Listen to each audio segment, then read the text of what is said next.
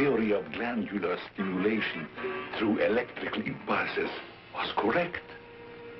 A few days ago, you were as small as your companion. And now look at you.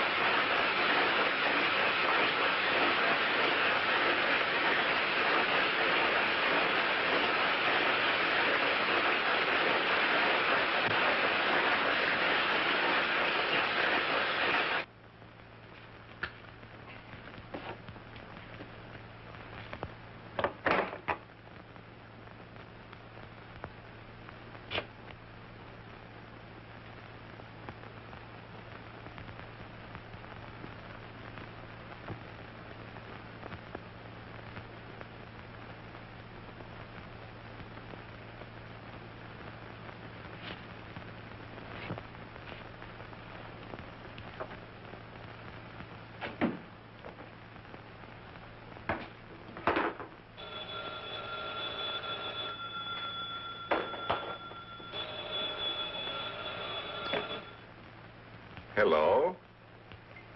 This is Dr. Carruthers speaking. Yeah, this is Heath. Yeah, Henry Moore and I are having a little get-together at my home tonight. We want you to come. Why, that's nice of you, and I appreciate it.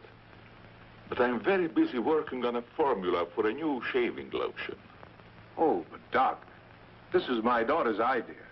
And she's going to be awfully disappointed if you don't show up. Don't take no for an answer. Make him come. Yeah, you see, it's a sort of a special occasion. I bet Mary is going to announce her engagement to that young rascal, Don Morton. Tell her I'll be there. Goodbye. Well, it's all arranged. He's coming. He's going to be surprised when he finds the special occasion that's to present him with this bonus check. $5,000.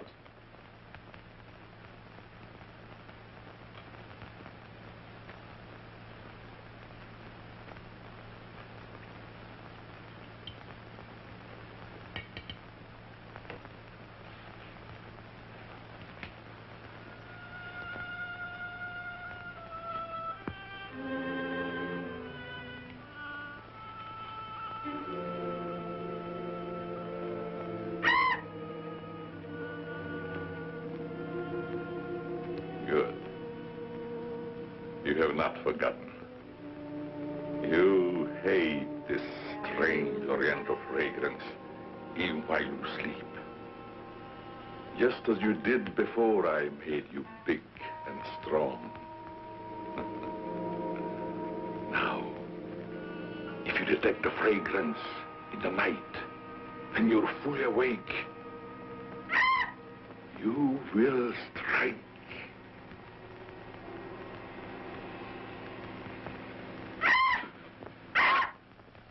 Yes, you will strike to kill. Well, Doc's late. Wonder if he's been called out on a case. Perhaps I'd better phone him.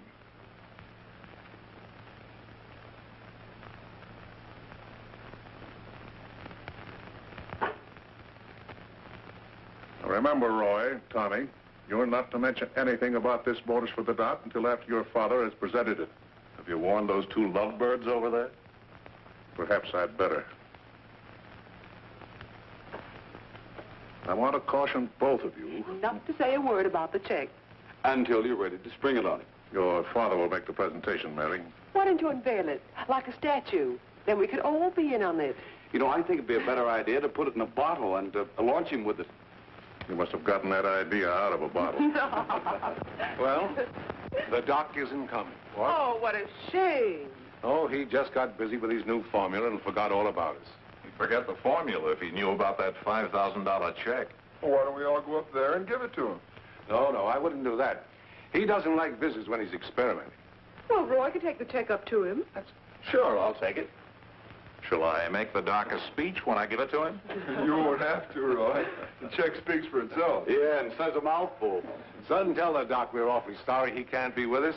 But of course we understand how busy he is. All right.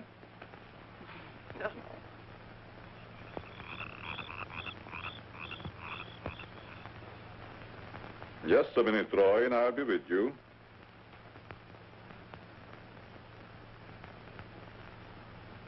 That's it, all right. Now, what can I do for you? We were all sorry you couldn't be there tonight. Yes. But you see, I'm busy. Something important, very important. Yes, of course. Mr. Morton and Dad had planned a little surprise for you. A surprise? It's in here. Well, let's see what it is. $5,000. What's this for? Just a little token of the firm's appreciation. Oh, I see. A bonus. Well, it's awfully nice of you, Father and Mr. Morton. I will thank them personally tomorrow. I'll tell them, Doctor. Well, aren't you curious about my new formula? Yes, of course, only I didn't want to be inquisitive. What is it? A new shaving lotion. Smell it. Pretty strong, isn't it? No. The scent evaporates a short time after you've used it. Try a few drops. Now rub it on the tender part of your neck. Yeah.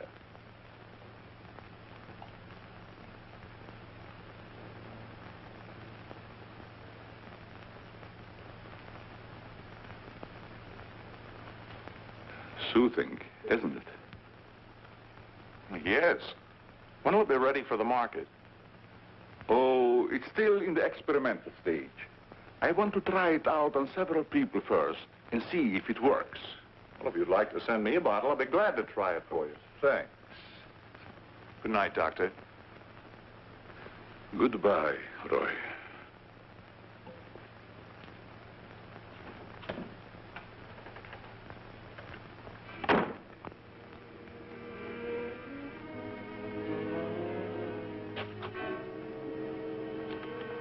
lovely check, isn't it, Doctor? They are wealthy because of you. You made them rich, Doctor. It was your formula. Tonight they gave you $5,000 and wanted you to come down to their house and thank them for it. That was your money they gave you, like a bone tossed to a faithful dog.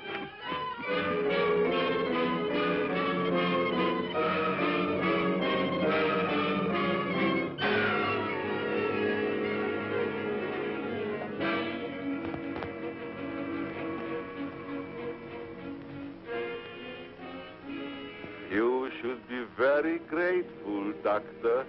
Very grateful. They are rich and happy, thanks to you. And what have you got, Doctor?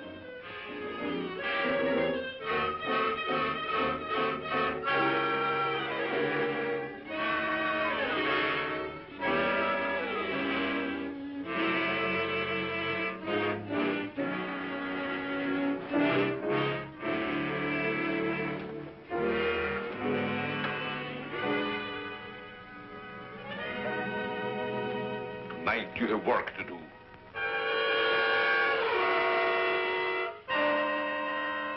It's time you were on your way.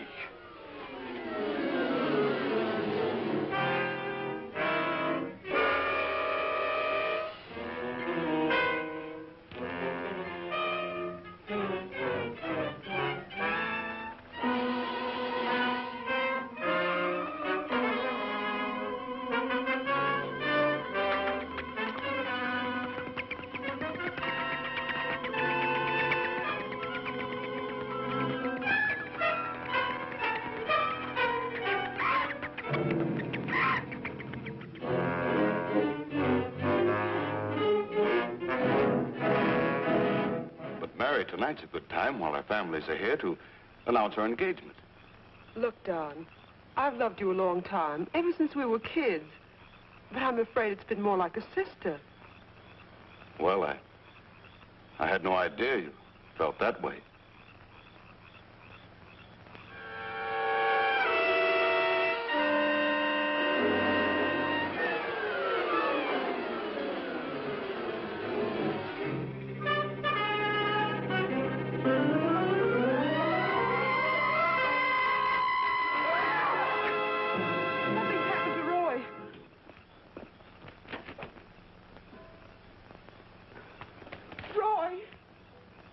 I better call Dr. Carruthers. Oh, please, hurry. There's nothing I can do. You mean he's dead? Yes, I better call the coroner. You think it's murder? I don't know. I never saw anything like it before. The jugular vein is severed.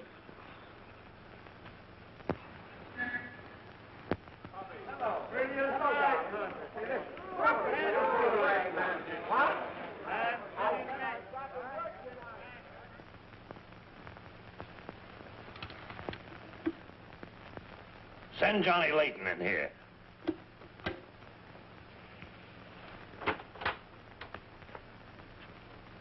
Well, what have I done now? Who wants me fired this time? Nobody yet, but it's still early. This came in from Heathville. It's a mystery killing. Old Martin Heath's son. Who's Martin Heath? Who's Martin Heath? Say, have you ever had a date with a girl? A girl? Oh, yes, a girl. I believe I did take a girl out once. Well, did she smell sweet? Of course she smells sweet. Most girls do. Well, that's because of Martin Heath Cosmetics Limited. They make all that goo that the women put on their faces so they won't have to wash them with soap and water. I get it. A big man, huh? Yes, and a big advertising account. Grab yourself a photographer and get along over there to Heathville. The coroner's holding an inquest. Find out who really killed old man Heath's son. Okay, McGinty, I'm on my way.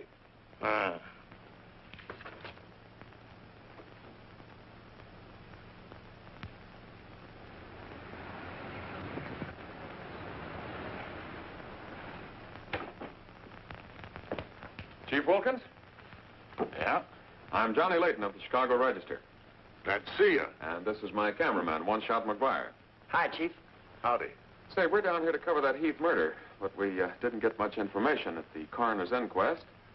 I thought maybe you might be able to help us. Well, I'm always glad to cooperate with the newspapers, providing they cooperate with me. That's the policy of our paper.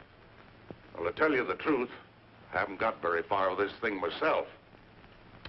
Oh, here's something that might interest you. It's a picture of the victim's wounds. Mm-hmm. You'll be able to see it better with this glass. Are these scratches on the neck and shoulders? Yes, but we can't determine the source. They're too deep for fingernails, too shallow to have been made by a knife. They're more like claws. That sort of bears out Dr. Crothers' theory at the inquest of a wild animal. Have there been any circuses around here lately? No. Heard of any animal escaping from a zoo? No. Couldn't have been one of those African leopard men. They use steel claws. This isn't Africa. Okay, Chief, I was just trying to help. Chief, are you sure there's no clue you're holding back while investigating? Well, since you're going to work with me on this case, there is a clue, and a very weird one. The autopsy surgeon says that such wounds could have been made by the beak and talons of a bird. A bird? Why, there aren't any birds around here big enough to attack a man. How about an eagle? We know it wasn't a bird. How do you know that?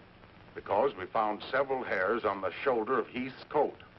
Ah, cherchez la femme. They're not human hairs. What kind are they? Well, it may sound silly, but the laboratory test shows that they were from a mouse. Well, who ever heard of a mouse big enough to kill a man? Say, a bat has hair like a mouse. Well, the only bats around here are no bigger than sparrows. There was a peculiar odor about the wounds, but they were so faint and elusive that the police chemists have been unable to identify it. Then it does give us something to work on. Well, the scent was a clue. It's been destroyed by evaporation. Say, Chief, do you mind if I do a little sleuthing around on my own account? Certainly not. Go ahead. If I can help you any, why... You can. Miss Heath seems to be the nearest to an eyewitness of the crime. I'd like to have a talk with her. Can you arrange it? I think I can. Well, Dr. Crothers refused to let her speak to us. We tried that this morning at the inquest. Well, don't you worry about Dr. Carruthers. He's one of the finest men in Heathville. He just thought you'd add to Mary's grief so you could get sensational newspaper stories. I'll arrange an interview. Thanks, Chief. I'll keep in touch with you. All right. 48J. Miss Heath, did your brother have any enemies that you know of? I know. Everybody in the village liked Roy. Mm-hmm. Well, what did he do at the factory? He had charge of the experimental department where the new products are developed. Oh, here comes Dr. Crothers. Hello, Doctor. Hello, Mary. I took a shortcut from my laboratory through a garden hedge. You met Dr. Crothers at the inquest this morning. Yes. Mr. Layton, I hope you'll forgive me if I seemed a little abrupt. But I'm fond of Mary. And considering the ordeal she already went through, I wanted to protect her from dwelling too much of a tragedy. Of course. You were quite right. We're working on the case for the police now. Yes, I understand. Chief Wilkins phoned me. And if I can be of any assistance, just call on me. Thanks. Won't you sit down?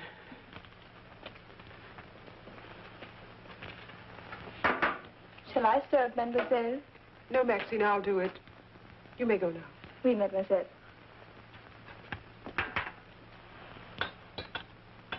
Do you take sugar, Mr. McGuire? Huh?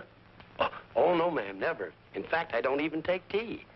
If you'll just deal me out, I'll take a look around. I may dig up a clue.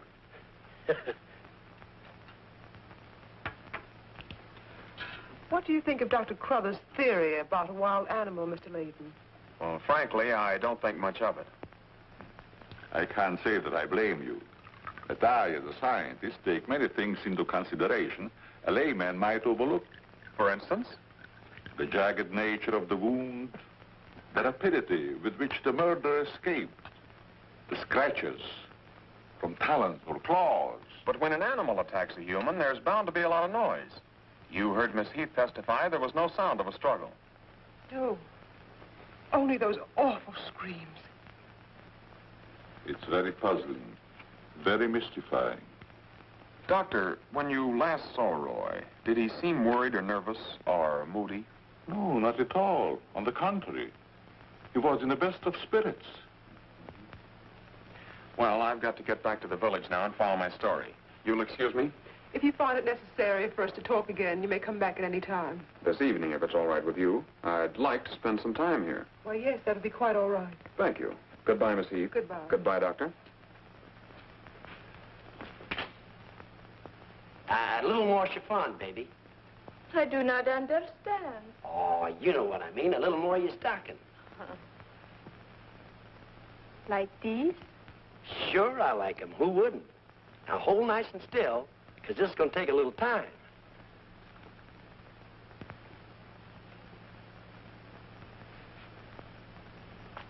Well, if you're going to shoot, shoot.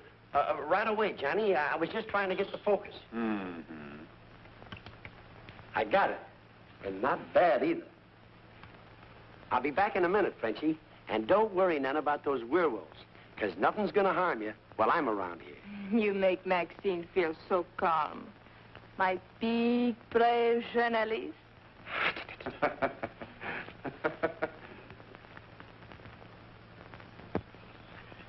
This is my idea of nothing at all. Sitting here waiting for an animal to give us an argument. Look at that moon. And I had a date with Frenchie. Oh, stop crabbing. We're supposed to solve a murder. You, Big, brave journalist.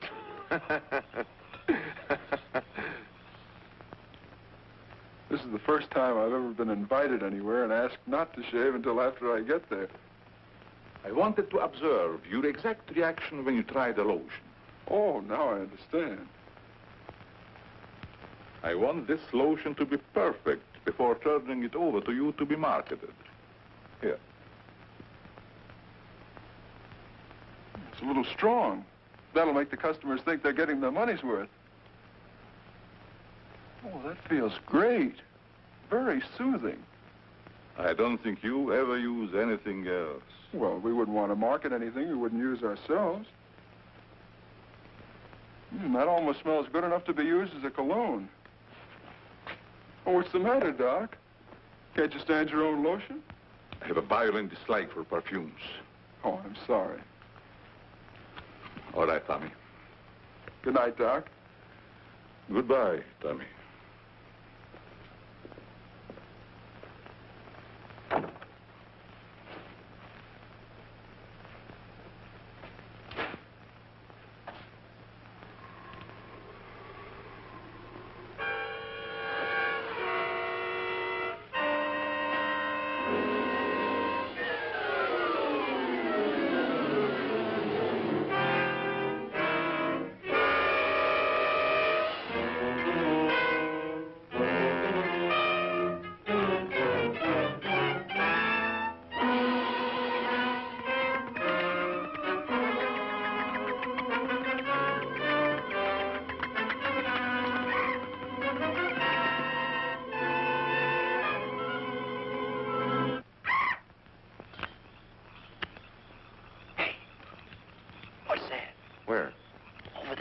Moving.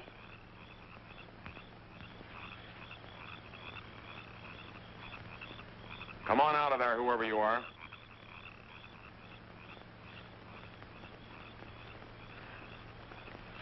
What are you doing out here, Miss Heath? I thought you might want some company. Shall we sit down? You know, you shouldn't be wandering around the garden at night after what's happened. Neither should you. Well, but it's part of my job. Mine, too. Roy was my brother. Be careful, I think it's Tommy. Hello, Tommy. Hello, everybody. Hello, Tommy. What's up, sis? Mr. Layton wanted to stay in the garden for a while, so I joined him. Don't tell me you're waiting for that animal Dr. Carruthers mentioned. So you don't believe it either? I certainly do not. It's ridiculous. But somebody or something killed your brother. And I suppose you're working on the theory that the murderer always returns to the scene of the crime. Perhaps I am. Well, not for me. If you'll take my advice, Mary, you'll leave these gentlemen to their vigil and go to bed. That's what I'm going to do. Good night. Good night, Tommy.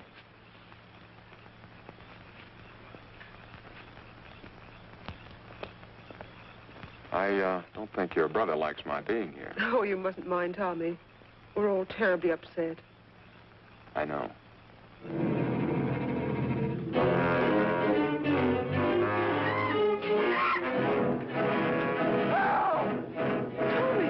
Come on.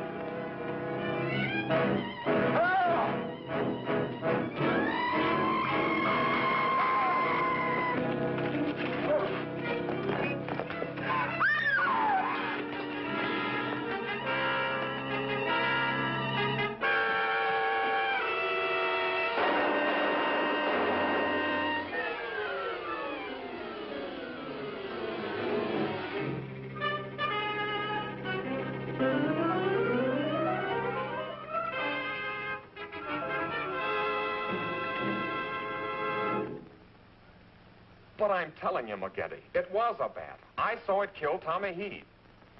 Listen, Johnny, I want you in One Shot to come on home or I'll fire both of you. I'm not coming home, and neither is One Shot. I'm keeping him here to get a picture of the devil bat. Say, that'll look great in the headlines. Devil bat strikes again. Listen, don't tell me it had horns. Maybe I better send a wagon with the steel bars and the strong boys with the straitjackets. Look, Joe, have I ever lied to you? Plenty of times. Well, I'm not lying this time. If it ever got out that I cooked up a fake story about a devil bat, I wouldn't be able to get a job on a country weekly. Print the story, Joe. So help me, it's on the level. All right, I'll print it. But I won't believe it. Not till One Shot gets me a picture of that devil bat in action. Don't worry, he'll get it. Goodbye. You, my friend, are going to get a shot of the devil bat in action. Who, me? How? Have you noticed there's a taxidermist shop in the village? Well, you wouldn't suggest that I go out and stuff a bird, would you? One Shot.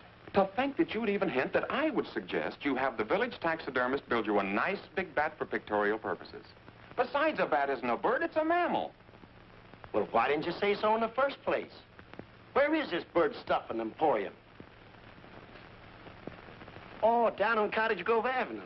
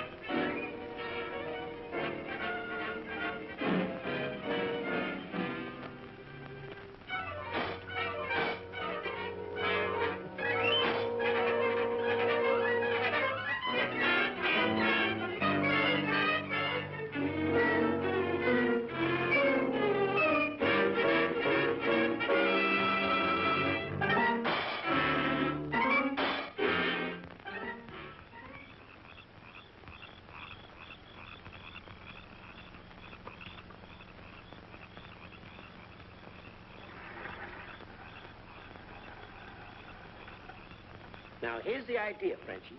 You hang on to the bat till I get my camera set up. And when I raise my hand, you give the bat a good shove, and it'll swing out just like it's flying. Then I can get a swell picture from my boss. Get it? Me?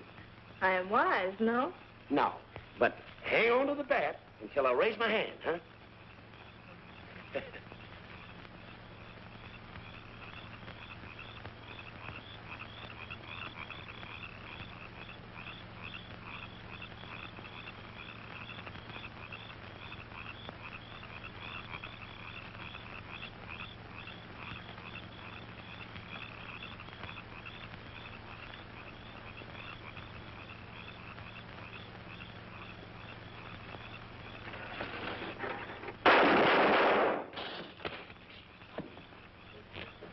Sherry, are you hurt?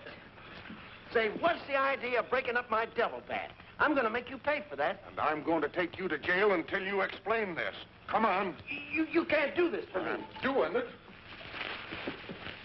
I was just conducting a little experiment, trying to find out how the devil bat does his killing.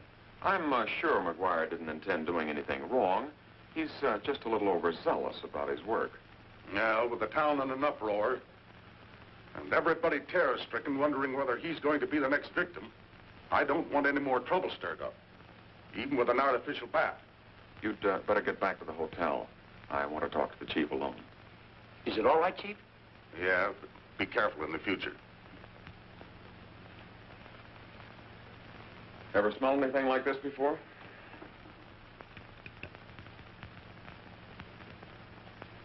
Well, yes. That's the same stuff that's been on every one of the devil bat's victims. Where'd you get it? Found it in Don Morton's bathroom.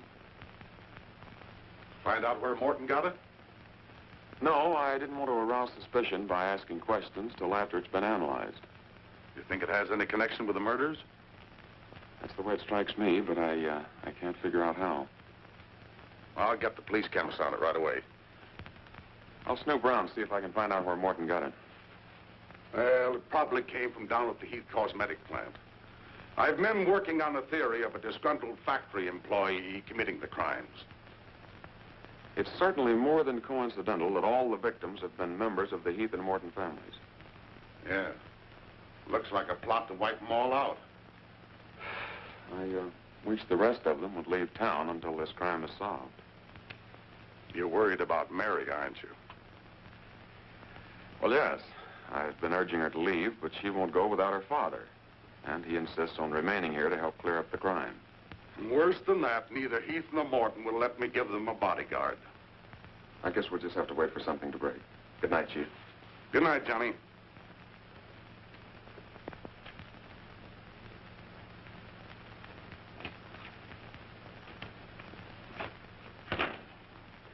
Boy, if I got a picture, it'll knock McGinty dead. Meet the devil bat.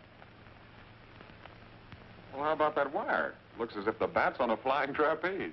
Oh, but I'm not through working on it yet. See, I can touch this picture up so the bat will look like he's got nothing around him but nothing. Okay, Rembrandt. You win.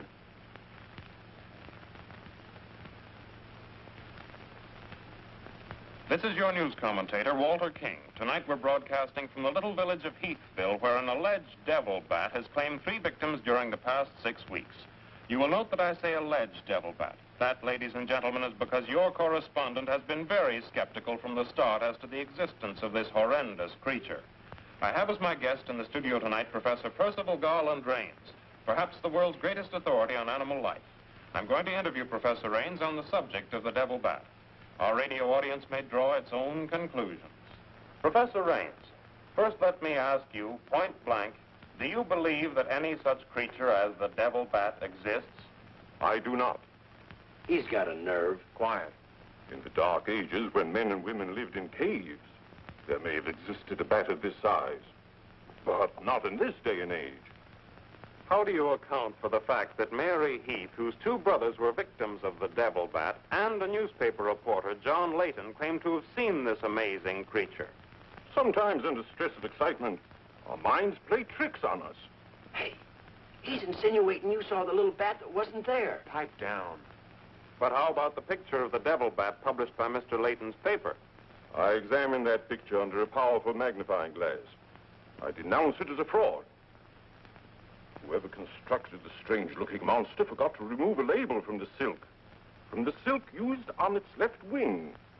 That label reads, "Made in Japan."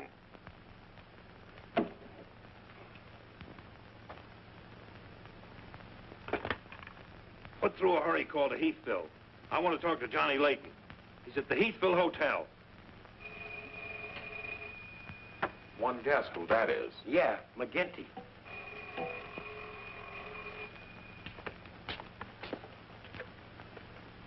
Go ahead, pour it on. So you slipped over a fake picture on me, huh? Well, you're fired, both of you. And I'll see to it that you never work on another newspaper as long as I live. Made in Japan. You tell One-Shot McGuire he ought to be snapping photos in a booby hatch. Both of you, come on in and get your final checks. Oh, no. We're not coming in to get anything. All right, so we're fired. But we're staying here just the same. I saw that bat. We're going to stay here till we catch that bat, and when we do, I'm going to bring it in and stuff it down your throat. Goodbye. Well, we're fired. Mm-hmm. Again. That's him calling back to apologize. Now, you give him a good scare. No use begging us to go to work for you again, McGetty. You fired us, and we're staying fired. Oh, Mary, I thought it was somebody else. Johnny, why did you make a joke of a tragic thing like this? But it wasn't intended as a joke, Mary. I was only trying to get the news.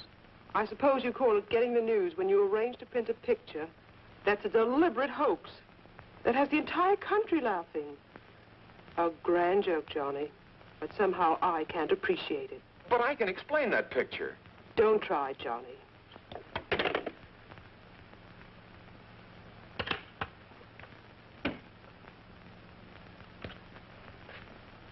Made in Japan. I ought to skin you alive and nail your hide to a barn door.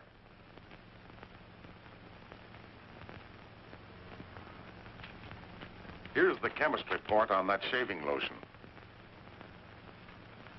I see he couldn't break down one of the ingredients. Yes, he said it must be some element with which he's not familiar. We won't get anywhere until we identify it. There's just one other man in this town that might be able to help us. Dr. Carruthers. Yeah, Carruthers could help us. I found out he compounded that lotion. Well, if you suspect Carruthers, you're barking up the wrong tree, Johnny. He's the last man in this town that would harm anyone. Why, everybody loves him. Maybe so. But here's something else I dug up. The Heath and Morton fortunes are based on a greaseless cold cream formula Dr. Carruthers invented. So what? All the doctor got out of it was $10,000, and the others made a fortune. Well, it's common knowledge that he sold out for cash when he could have had an interest in the firm. Just the same, every victim had this stuff from his laboratory on him. Maybe you've been working too hard on this case, Johnny. Well, I'd just like to get his reaction on the stuff. If he denies knowing anything about it, we'll know there's a tie-up somewhere. I think you're balmy. But just to show you that I'm following up every clue, we'll talk to him. We'll, put this in another bottle, and without telling him we know he compounded it, ask him to analyze it. Doc, I hope we're not upsetting your work, barging in on you this way. No, not at all. I'm anxious to help solve these crimes. All the victims were very dear friends of mine. Here's a sample of the stuff young Morton and the two Heath boys had on them when they were attacked by the devil bat. Of course, it doesn't make sense to me that a bird would choose only people using that particular stuff. A bat is not a bird. It's a mammal. Well, anyway, our police chemist couldn't break down one of the ingredients. We thought perhaps you could. Why, I compounded this myself. It's a new shaving lotion I'm experimenting with.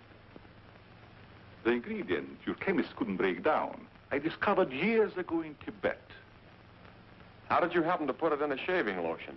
Oh, the lamas use it in some of their religious rites as a perfume. The scent is very pleasant and can't be imitated by competitors. But what were Don Morton and the two Heath boys doing with the stuff? Oh, it is the policy of our firm to try out any new product before marketing it. Well, that knocks our theory into a cocked hat. Yeah. We were hoping the unknown ingredient might turn out to be some sort of a clue. This isn't the kind of bottle I give it out in, but I presume your chemist changed it when making the analysis. Yeah. Is there anything else I can do to help? Tell me, did you hear Professor Raines on the radio last night? Yes. It was very interesting and very asinine. You mean you believe there is a devil bat? Why not? You saw it, didn't you? Well, sure I did. So did Mary. Then why worry about what one scientist says? That one scientist got me fired. Oh. You mean your newspaper discharged you? That's right. Oh, that's too bad. Then you're believing Heathville before the mystery is solved. I'm afraid not. I'm going to stay here and work with the chief. Since you're going to stay here for a while, I would like you to try out a bottle of the new lotion and tell me how you like it. And you too, Chief. No, not me, Doc. If my wife ever smelled perfume on me, she'd suspect me, sure. Well, Mr. Layton, I understand you are not married. All right, I'll try it in the morning when I shave. I guess we'd better be going, Chief. See you later, Doc. So long, Dr. Crothers. Goodbye, Mr. Layton.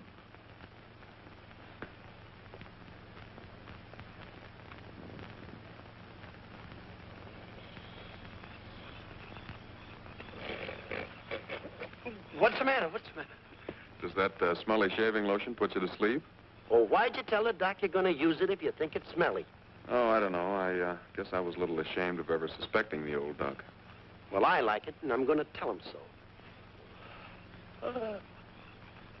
What time is it? After midnight. Midnight? Oh, there ain't no use of waiting around here any longer. This must be the bat's night off.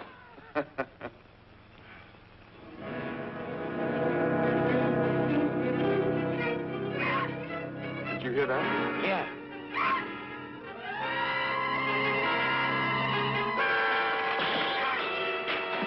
Get that camera ready.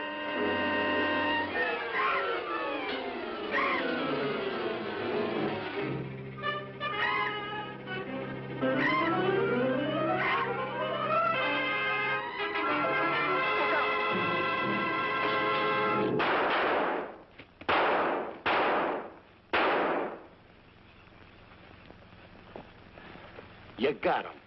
Listen, Johnny, I'm going to cook that bird personally for McGinney, and I'll even stuff it myself.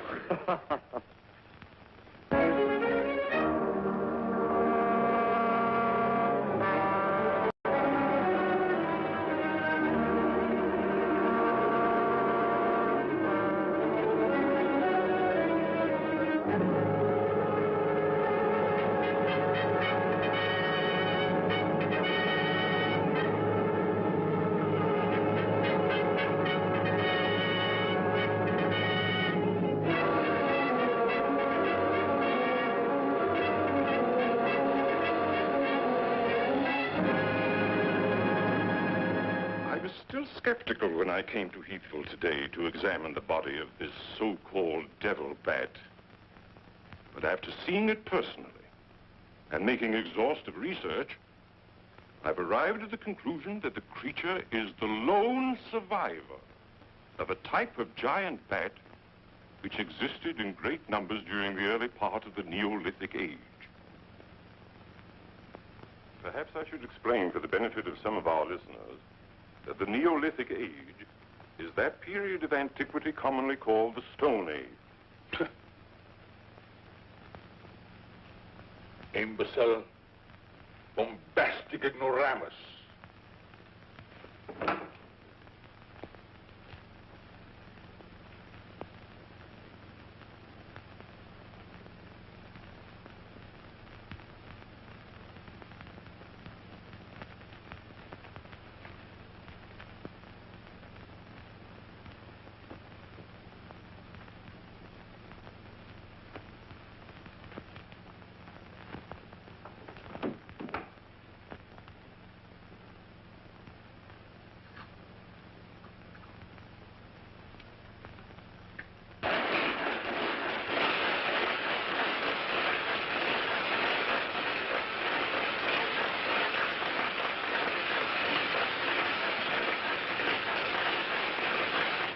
McGinty, but One Shot and I are not interested. At your prices. Of course, if there was a raise of, say, $30 plus a fat bonus, we might consider it. You're hold-up men, both of you. I refuse to be robbed.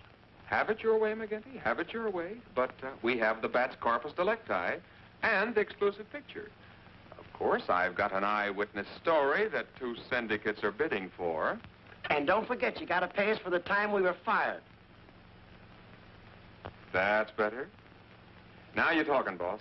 Okay, we're working for you again. We'll gather up the loose ends and see you in a couple of days. Goodbye. Come in. Hello, Johnny. Well, Mary. Johnny, I came to tell you that I'm sorry I said what I did the last time we talked. Do you suppose... Well, I don't know how to say it, but... I do. Miss Heath, do you suppose that little French girl would apologize to me if I looked her up? Positive she would.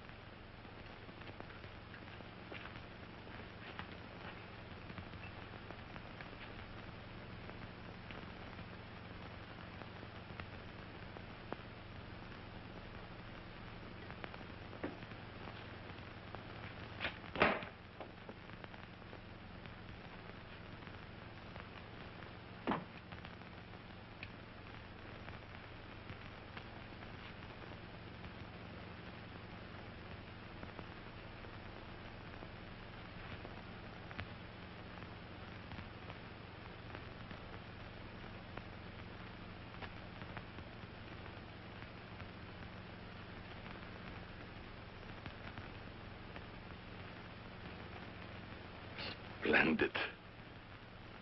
You will be even greater than your unfortunate predecessor.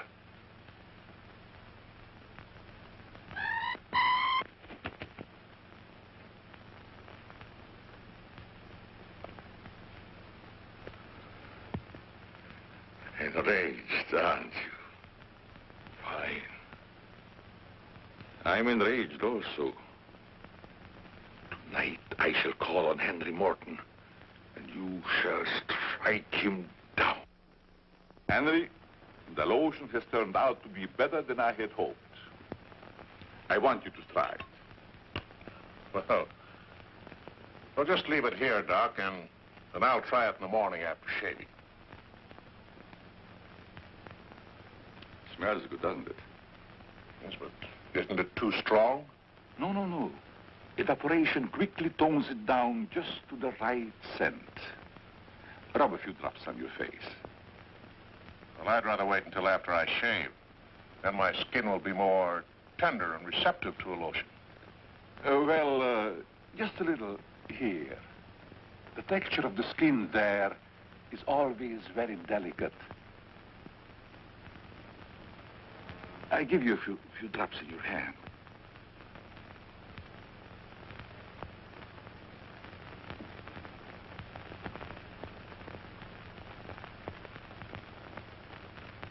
I hope you're right about that scent evaporating quickly. I smell the high heavens. Perhaps that will be the secret of its success. Well, you can never tell what's going to happen in this business. You can believe me, Henry. You don't have to worry. Yes, I can believe that, Doc. All of your formulas have been highly successful. Oh, I've been going over the report of the company's annual earnings. A net profit of over $1 million. Not bad, eh? When you remember what we built on. A mere $10,000 for your formula. You shouldn't have demanded all cash, Doc. You should have ridden along with us. Then you'd be rich, too. Oh, but then you've had a lot of fun in your laboratory, with your experiments, dreaming up something new. You're a dreamer, Doc. Too much money is bad for dreamers. So you try to pay me in flattery, telling me that I'm a dreamer. Well, I do dream. Dreams that you could never guess. Your nerves are frayed, Doc. Now, calm down. Get a grip on yourself. You've been working too hard on your formula. Formula. That's but child's play for a great scientist. Your brain is too feeble to conceive what I accomplished in the realm of science. Doc, you've made some great scientific discovery. What is it? When you'll find out, Henry, it'll be too late for you. Oh, come, Doc. You can't pretend to control a man's destiny. I've already proved it 3 times.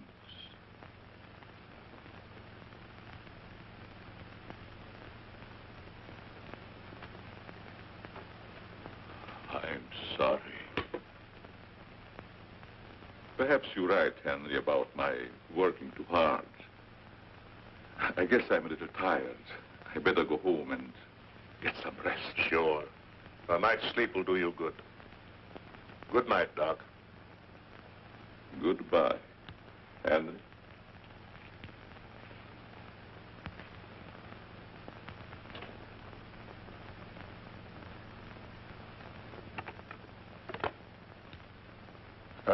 J.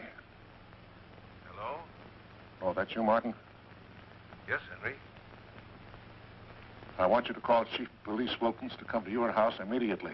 It's very important. Chief's here now. Well, don't let him leave until I get there. What on earth's happened? I think I've got a clue to all those murders. It may peter out, but if half what I suspect is true, it's the most diabolical plot that a madman ever concocted. What is it? Talk about the absent-minded professor. I forgot my hat. Henry, what is it? I'll tell you all about it when I get there. I hope I didn't intrude on a private conversation. Oh, nothing important.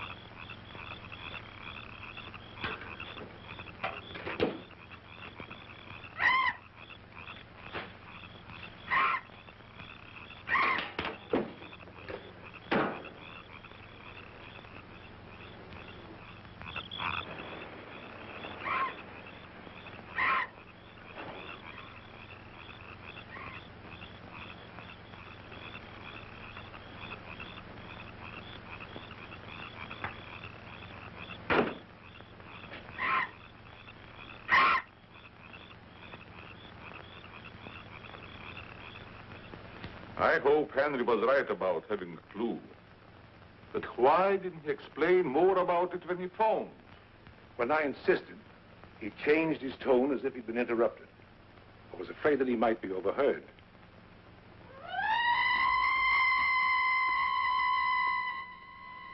What is that squeaky sound? Oh, just some night noise.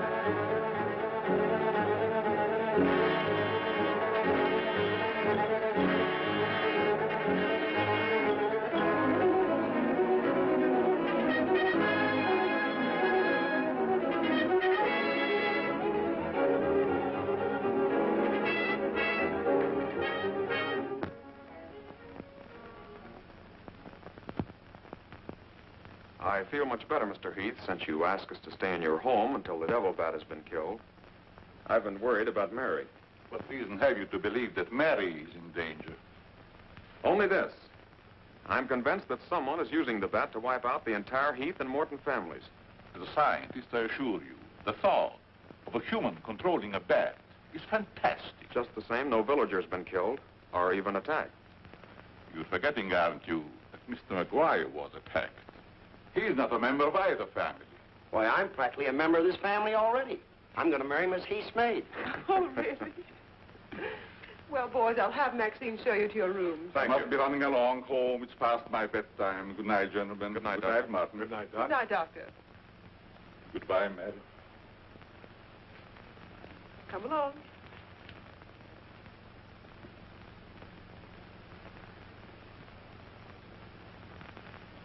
Maxine? Oui, mademoiselle.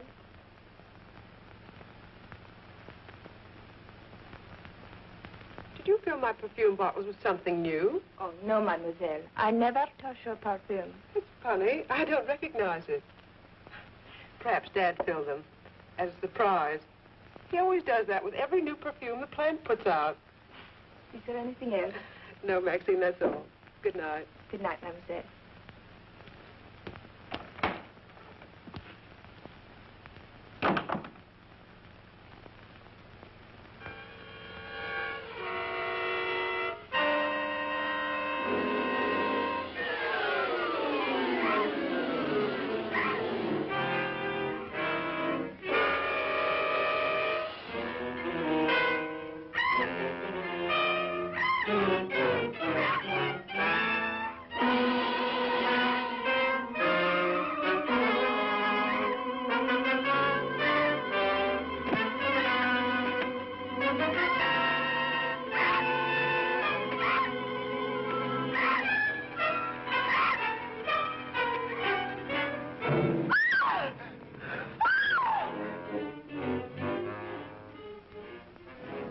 Mary, what happened? It was trying to get in the window. A big bat. Oh, it was awful.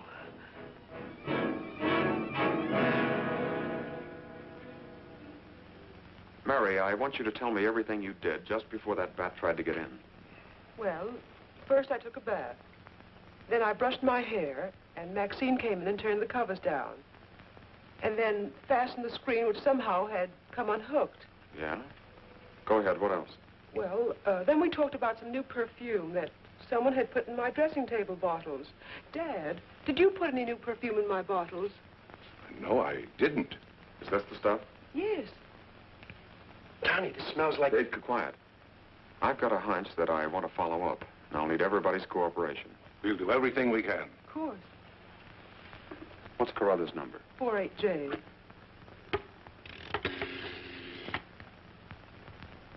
Operator, give me 48J, please.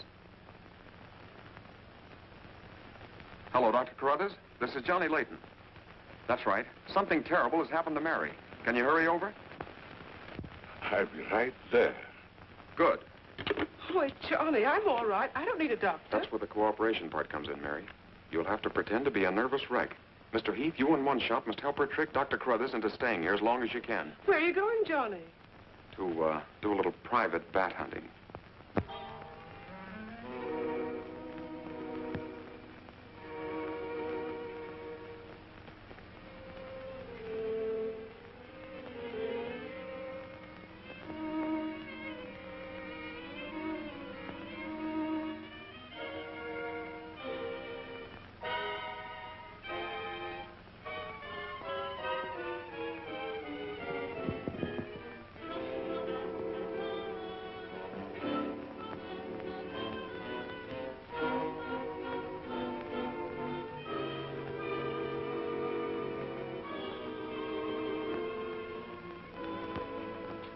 The devil bat tried to get through that window. She's suffering from fright. I give her a sedative. Where's Mr. Layton? Why, I guess he's out in the garden hunting the double bat. Layton is a very brave young man. Give Miss Heath one of these every half an hour. Oui, doctor. It will quieten her nerves. But, Doc, hadn't you better stay until she's quieter? She'll be all right in the morning. Hey, Doc, I don't feel so good myself. Would you mind taking my temperature? You look perfectly well, Mr. McGuire. Well, you ought to see my tongue. It looks just like a squirrel's tail. Look. Try some calomel.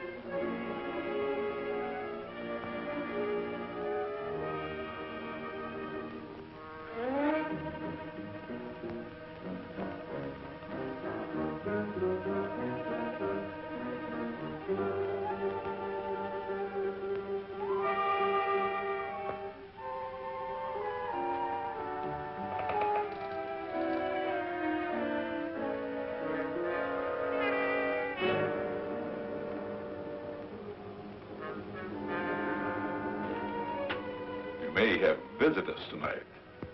And it would be dangerous for me if they found you here.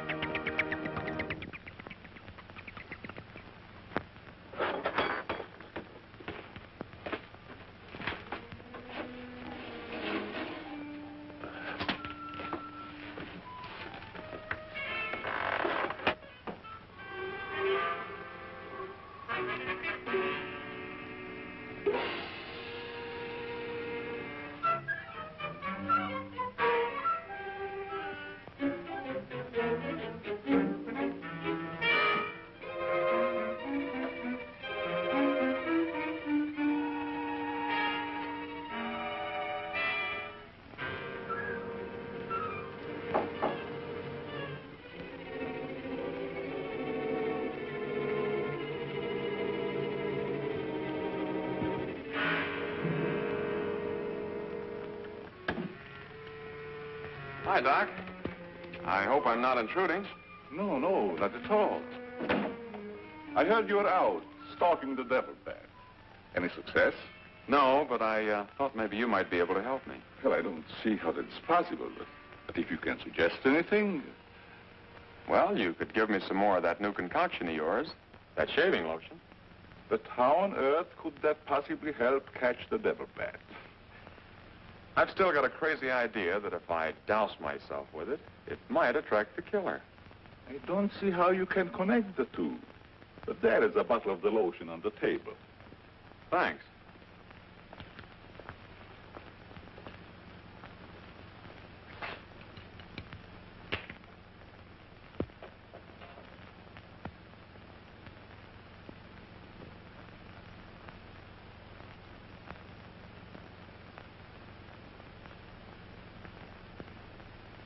You see, Doc, I figured out something. All four of the murdered people had this lotion on them when the devil bat struck. Now, my plan is to sit in the garden, and when the killer makes one of those power dives, I'll blast him. Layton, I'm afraid all these murders have affected your mind. Maybe you'd like to come along, Doc, and be an eyewitness. I'm sure it would be just a waste of time, but I'd be glad to watch your experiment. Good. I knew I could count on you to help me.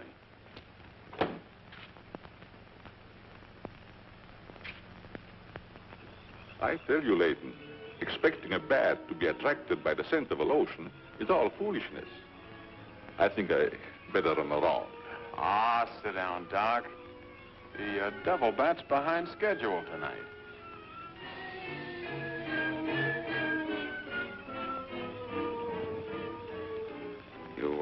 Aren't very chummy tonight. What's the matter? Firearms always make me nervous. Oh, I thought maybe you didn't want to be sitting too close to me. Just in case the devil bat does show up. According to your theory, the killer wouldn't attack me. I haven't any of that lotion on me. You have now, Doc. Why did you do that? To make it a 50-50 proposition, Doc. Now sit down, and don't try any shenanigans.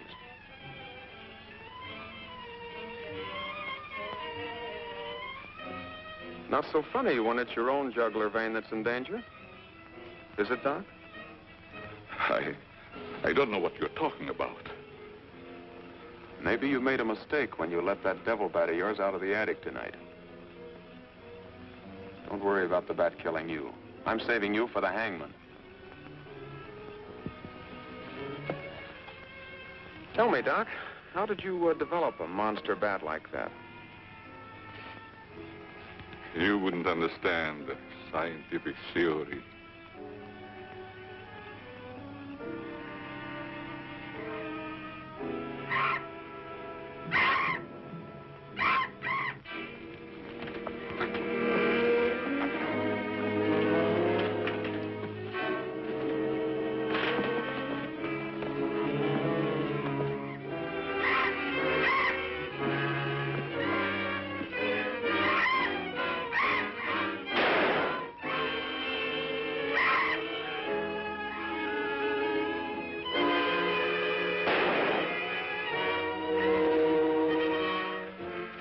Chief, what are you doing out here? Young fellow, don't think that you're the only man working on this case. And it was lucky I was here, too. Thanks. Did you kill the devil bat? No, he got away. Well, here's one bird that didn't get away, and he's the murderer we've both been looking for. Quick, shoot it!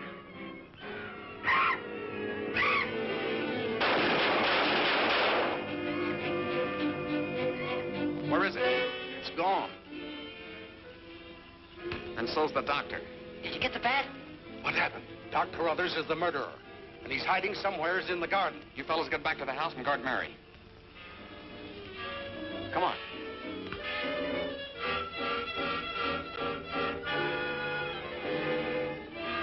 Doctor! Dr. Carruthers! Doctor! Has anything happened to Johnny? Is he hurt? They took him up to my place. You better come along with me.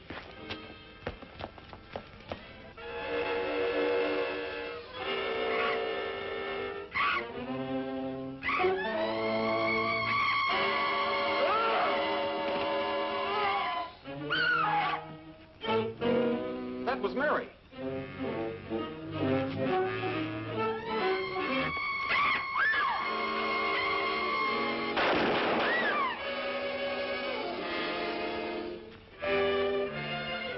Are you all right, Mary? Go help Dr. Carruthers. He's over there. That devil bat belonged to the doctor, Mary. He created it to commit those murders. Well, it's too late to help the doc.